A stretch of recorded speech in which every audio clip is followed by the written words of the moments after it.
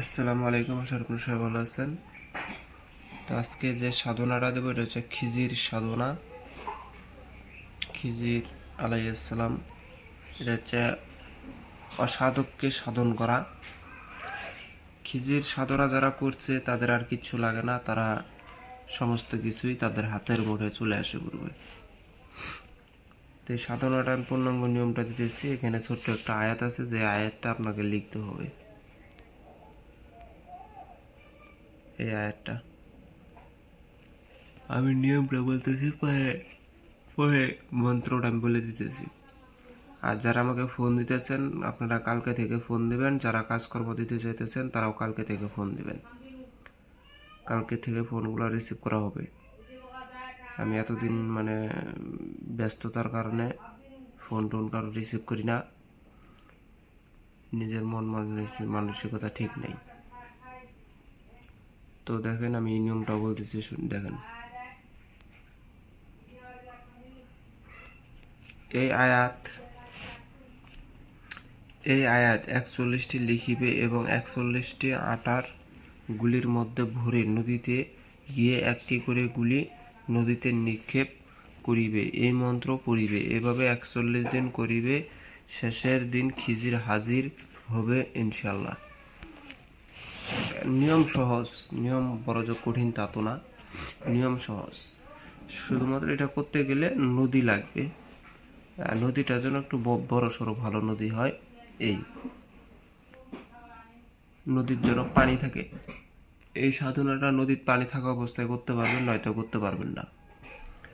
এটার নিয়ম হচ্ছে যে 41টা আটার গুলির ভিতরে এই আয়াতটা লিখে নেবেন। নেওয়ার পরে 41টা আটার গুটির মধ্যে ভরবেন। ভরার পরে প্রত্যেক দিন একটা টাইম বানিয়ে নেবেন, হয় সন্ধ্যা থেকে সকাল পর্যন্ত। এর ভিতরে আপনাকে টাইমটা বানাইতে হবে।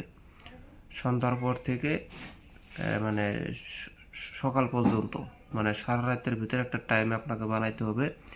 সেই টাইমের ভিতরে প্রত্যেক দিনই করে একটা করে হাতে গুটি আপনি নিয়ে ওই কিলাতে যাবেন, নদীর ধারে যাবেন। যায়া এই মন্ত্রটা এই মন্ত্রটা একবার অথবা 3বার অথবা 7বার, যে কোনো একটা টাইম করে নেবেন।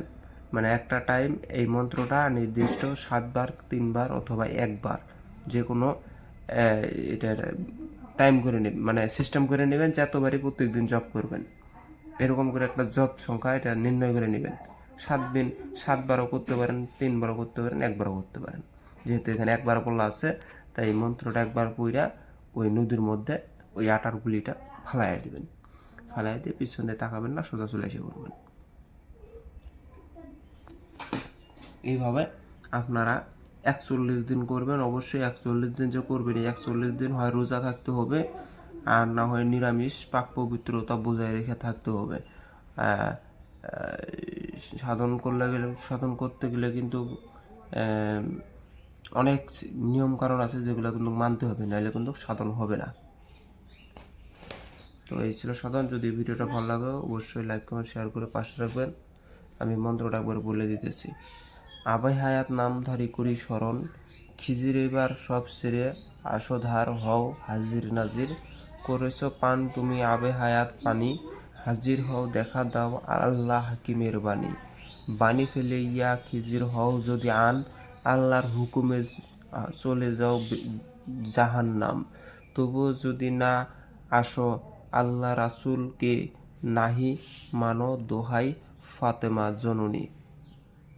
এই ছিল মন্ত্র। ভিডিওটি ভালো লাগলে অবশ্যই লাইক কমেন্ট শেয়ার করে পাশে থাকবেন। ধন্যবাদ।